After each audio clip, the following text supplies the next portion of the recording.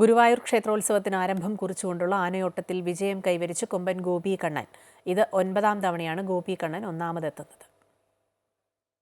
ക്ഷേത്രത്തിൽ നാഴികമണി 3 അടിച്ചതോടെ ആനകൾ കണിയിക്കാനുള്ള മണികളുമായി പാപ്പാന്മാർ മഞ്ജുളാൽ പരിസരത്ത് ഓടാൻ തയ്യാറായി നിർത്തിയ ആനകളുടെ അടുത്തേക്ക് ഓടിയെത്തി.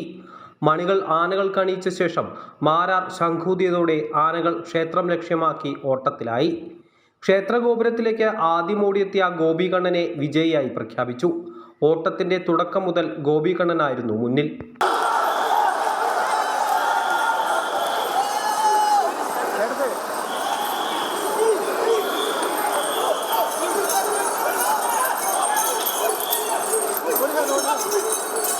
ആവേശക്കുതിപ്പിൽ കിഴക്കേ ഗോപുരം കടന്ന ക്ഷേത്രത്തിൽ പ്രവേശിച്ച ഗോപികണ്ണൻ ആചാരപ്രകാരമുള്ള 7 പ്രദക്ഷിണം വെച്ച് ഗുരുവായൂരപ്പനെ മടങ്ങി ചടങ്ങ് പൂർത്തിയാക്കി. ഉത്സവ ചടങ്ങുകളുടെ ഭാഗമായി ക്ഷേത്രത്തിൽ ഇന്നു മുതൽ ആരംഭിക്കുന്ന ശ്രീഭൂതബലി എഴുന്നള്ളിപ്പിന് ഗോപികണ്ണനാണ് ഭഗവാന്റെ തങ്കത്തിടമ്പേറ്റുക.